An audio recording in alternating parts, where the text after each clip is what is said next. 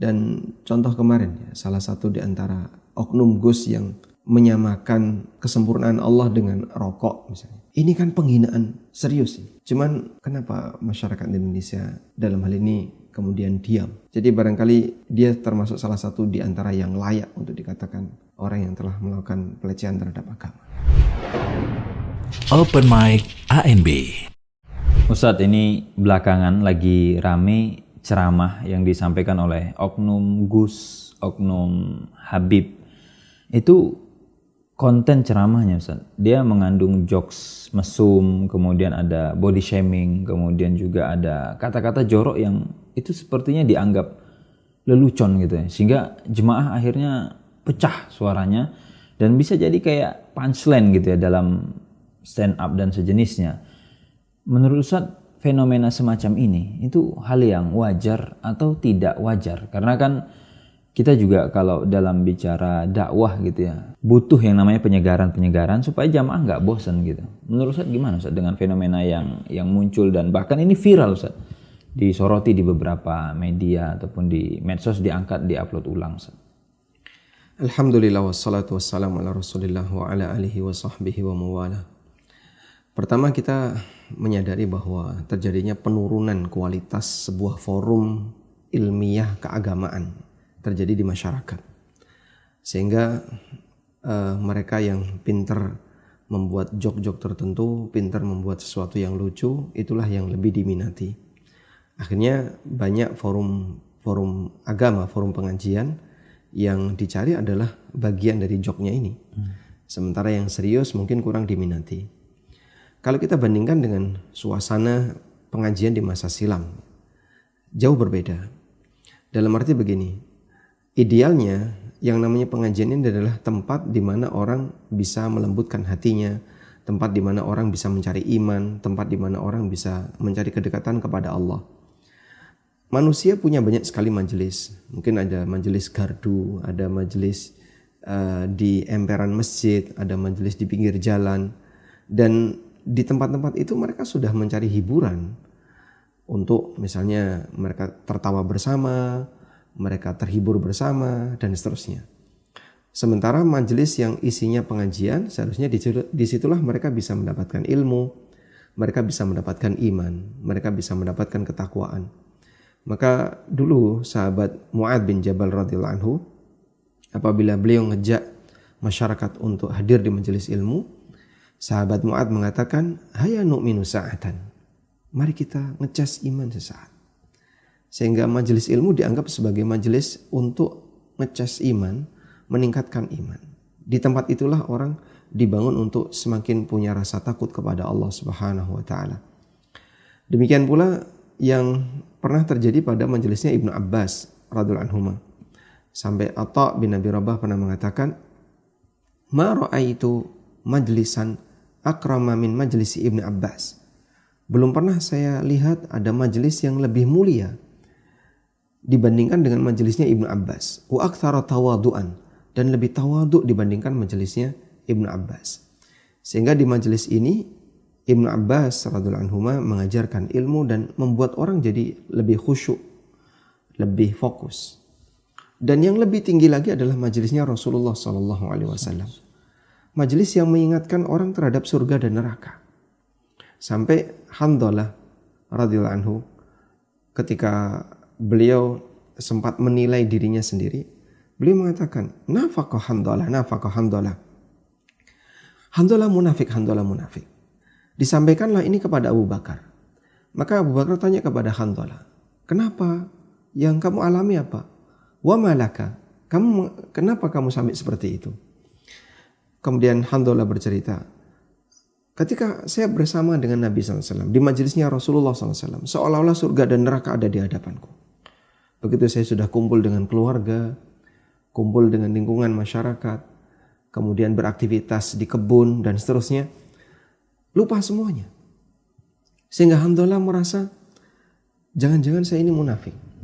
Sampai di hadapan Nabi SAW menampakkan seperti orang bertakwa, tapi ketika di rumah menampakkan seperti orang yang lupa segalanya.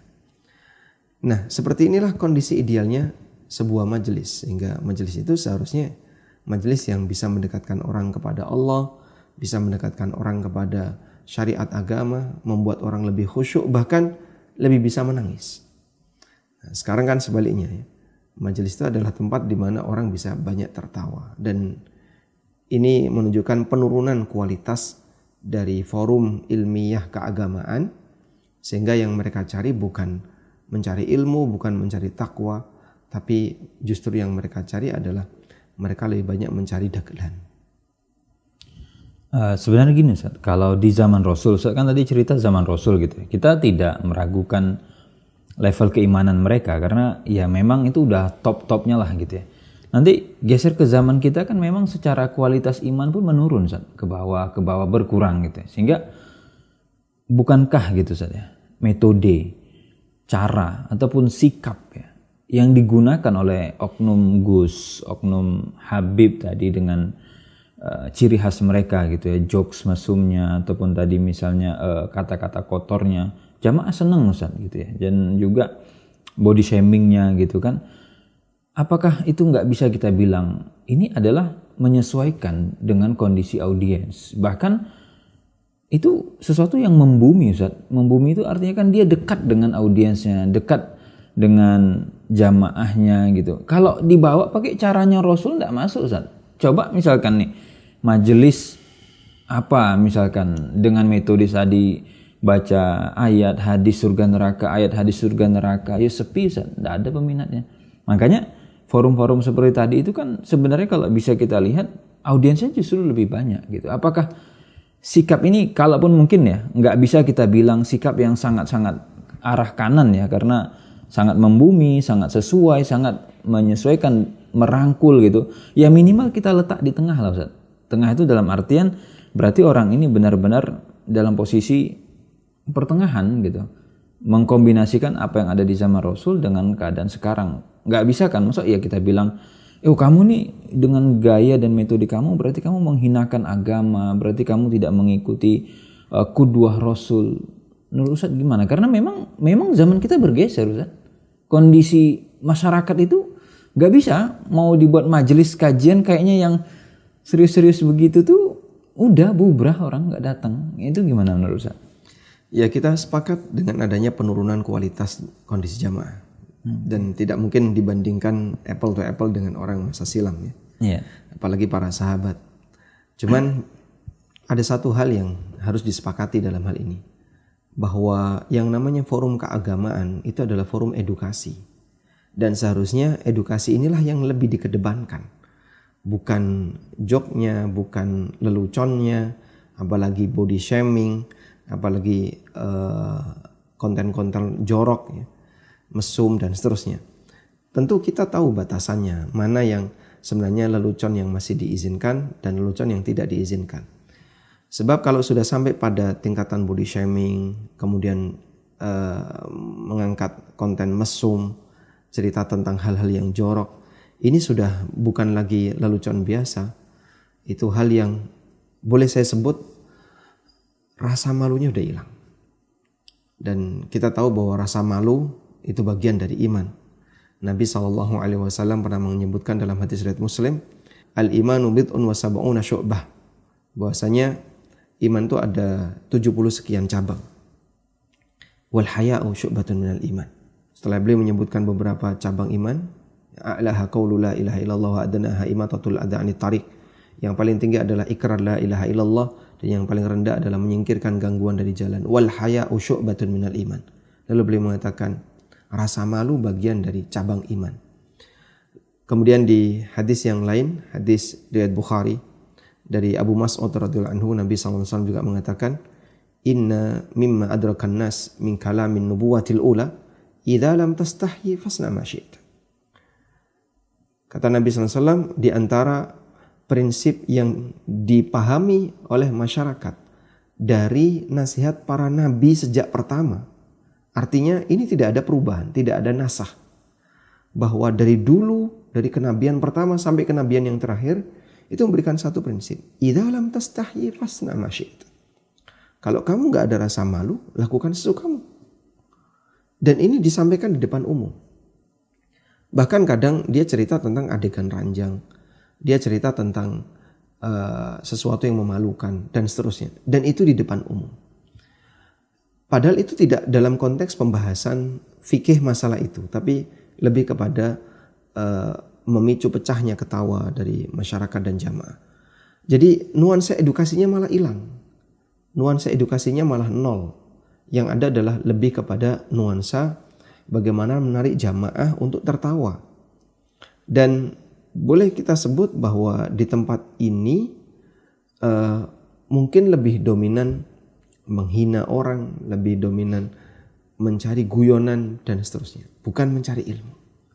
Jadi di mana nuansa edukasi majelis itu?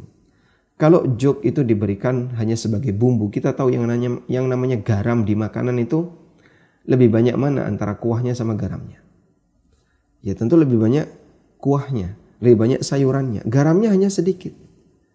Untuk hanya memberi perasa biar ada asin dikit. Gulanya juga lebih dikit dibandingkan airnya kalau ini adalah minuman yang manis.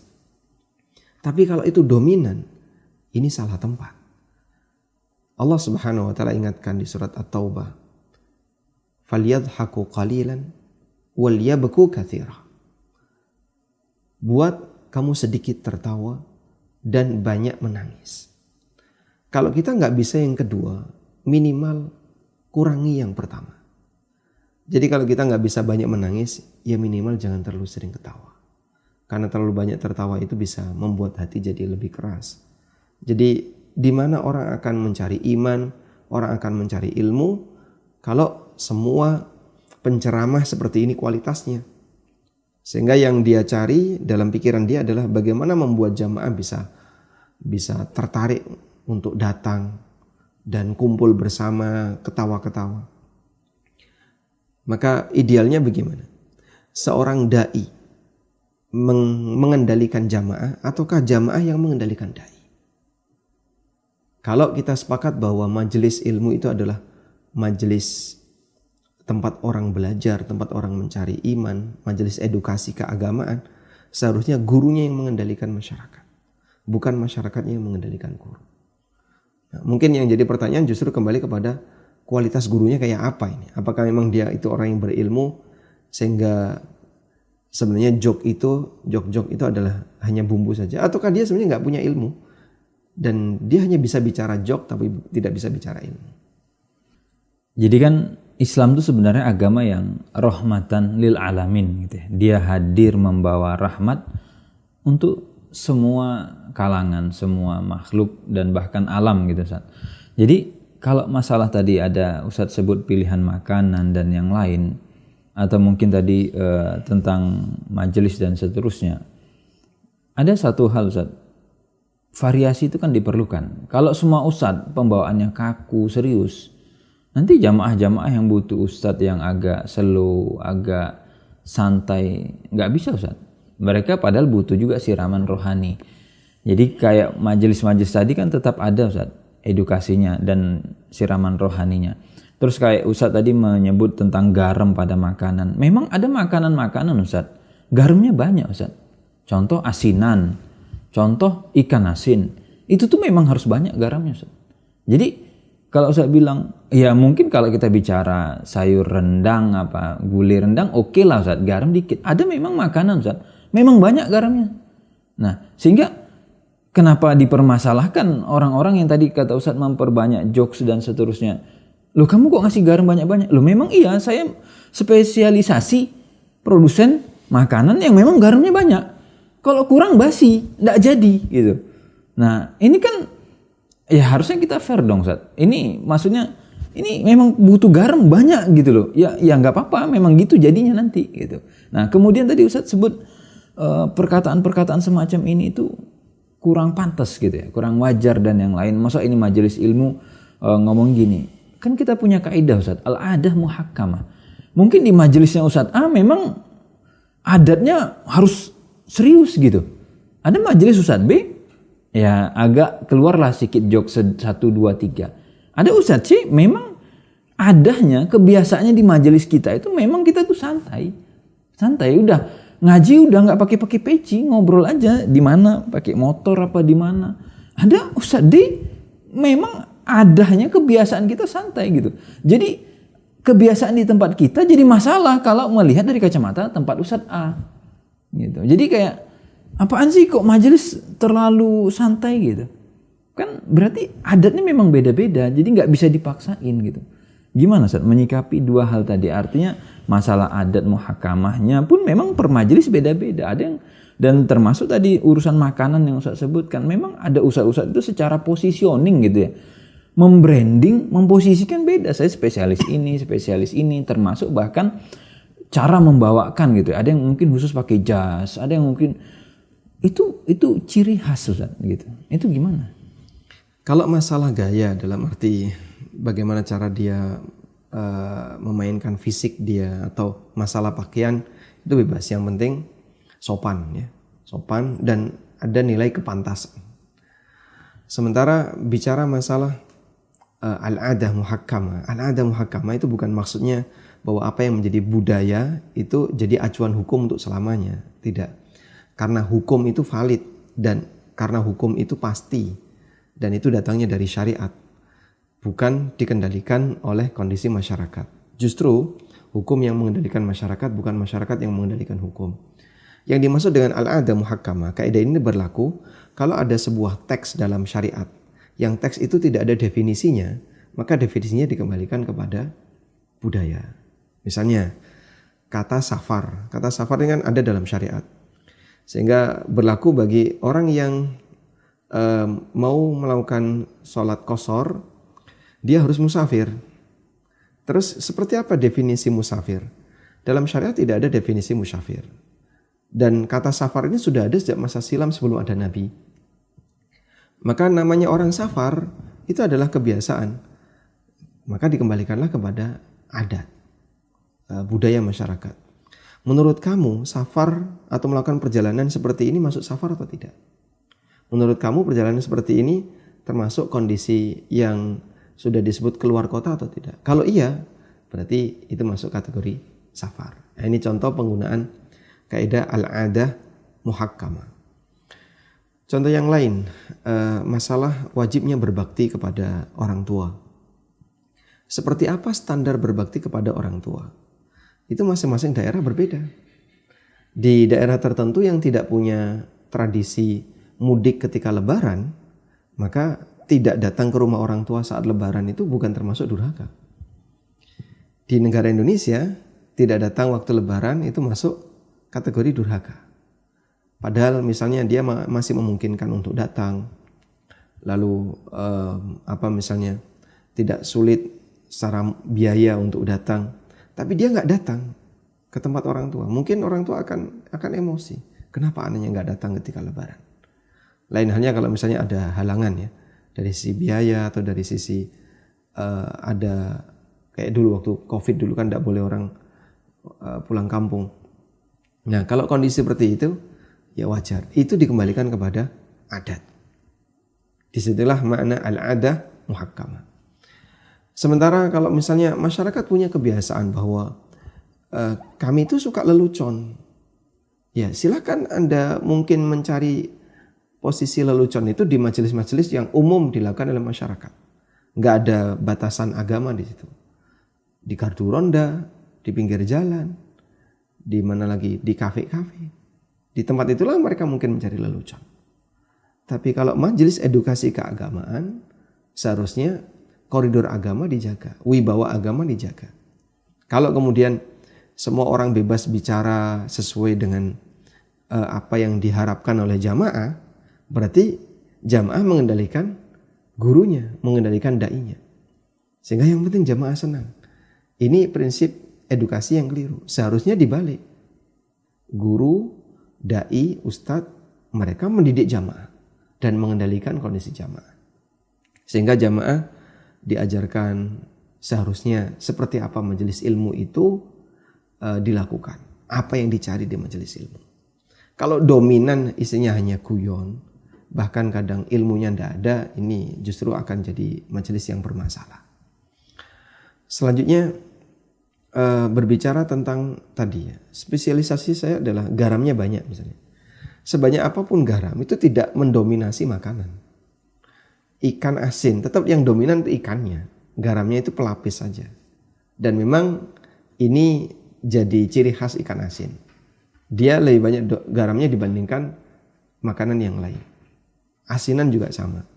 Tapi dia bukan yang utama. Yang utamanya tetap ikan. Kurang lebih seperti itu. Tapi ini analogi yang sifatnya pendekatan saja. Dan umumnya yang namanya makanan kan bumbunya itu lebih sedikit daripada inti dari makanan itu. Baik Ustadz, ini saya coba konfirmasi Ustadz ya. Karena tadi Ustadz menjawab seperti itu. Berarti secara kesimpulan menurut Ustadz, cara ceramah yang disampaikan oleh oknum Gus ataupun oknum Habib seperti tadi itu bentuk istihza atau bentuk merendahkan agama yang bisa dihukumi berdosa, atau bahkan mungkin nanti kalau secara hukum positif bisa diperkarakan secara pidana kalau orang yang diolok-olok ataupun disebut-sebut tadi tidak terima, atau seperti apa? Karena ini kan butuh keputusan pasti Ustaz, jadi nggak belok kanan belok kiri, di lock sekalian aja Ustaz gitu. Ini merendahkan agama atau tidak? Seperti apa? Mungkin begini, kita perlu melihat tidak hanya dari sudut pandang tokohnya, termasuk juga masyarakatnya. Jadi apa yang akan terjadi ketika tindakan yang memalukan itu dilakukan di tempat umum? Berarti antara pelaku dengan penonton kualitasnya sama. Sehingga boleh saya sebut, kalau dari sisi kemampuan, nampaknya penceramah ini dengan penontonnya, dengan jamaahnya kualitasnya sama. Artinya boleh dikatakan ya yang dimiliki hanya itu. Kualitas jamaahnya yang dicari itu, dan penceramahnya yang dimiliki hanya itu. Ini satu. Yang kedua, melakukan tindakan yang memalukan di depan umum, ini karakter orang jelek masa silam. Seperti karakternya umatnya Nabi Lut alaihissalam. Umatnya Nabi Lut itu diceramai oleh Nabi Lut, dan salah satu isi dari peringatan yang disampaikan oleh Nabi Lut, beliau mengatakan, wa ta'tuna fi nadikumul munkar. Kalian melakukan praktek kemungkaran fi nadikum, di tempat keramaian kalian. Jadi di masa silam itu ada satu tempat orang kumpul bareng namanya nadi. Di nadi ini umatnya Nabi Lut melakukan praktek homoseksual dan praktek kemungkaran. Kemudian satu sama lain saling tertawa. Sehingga ada orang yang dia melakukan praktek kemungkaran itu, kemudian korban dilemparkan dari satu pelaku ke pelaku yang lain, terus diketawain sama orang-orang di sekitarnya. Dia melakukan hal yang mesum di depan umum. Sampai dikatakan oleh Al-Hafidz Ibnu Katsir, pelaku dan penontonnya kualitasnya sama.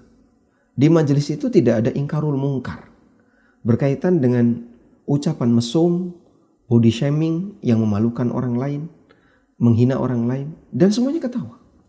Berarti kurang lebih kualitasnya sama. Ini menunjukkan bahwasanya penurunan kualitas majelis edukasi agama tadi tidak hanya dimulai dari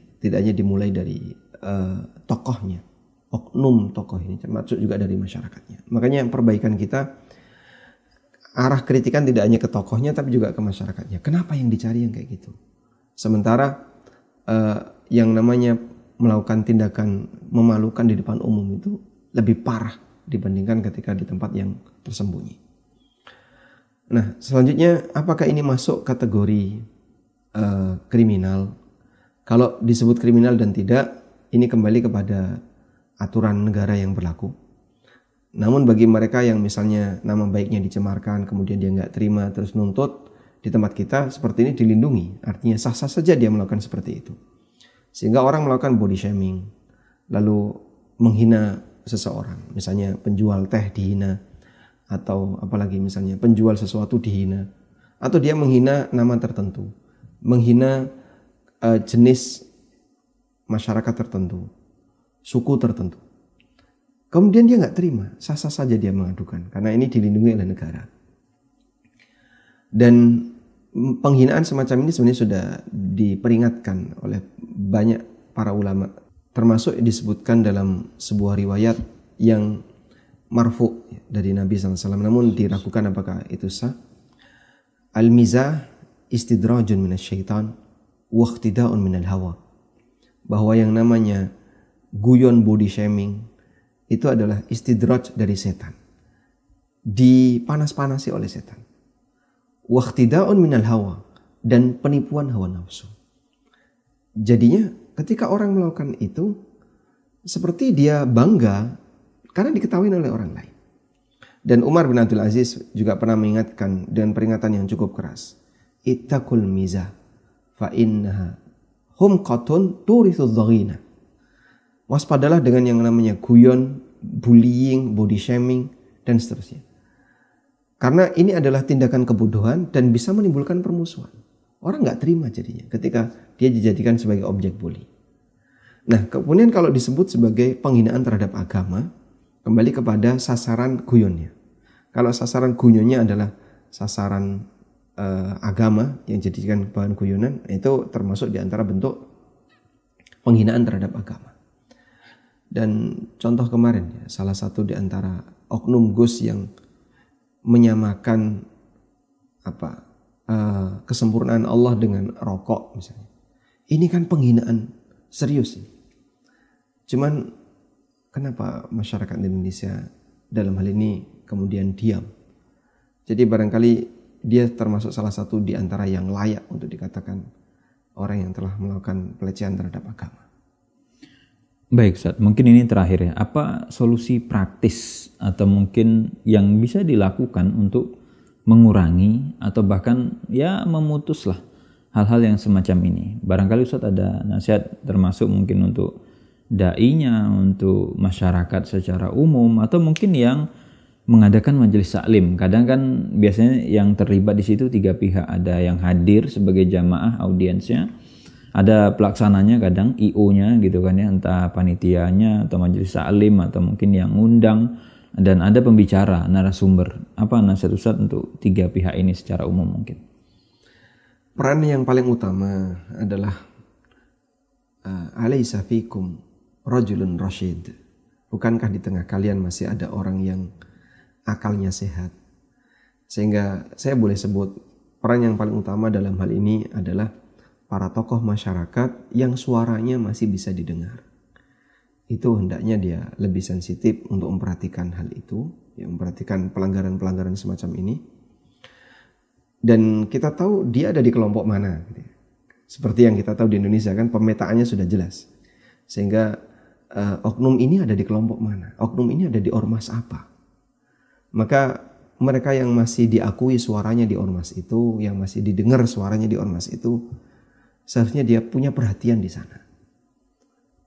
Ada masalah internal yang cukup serius yang seharusnya kalian benahi.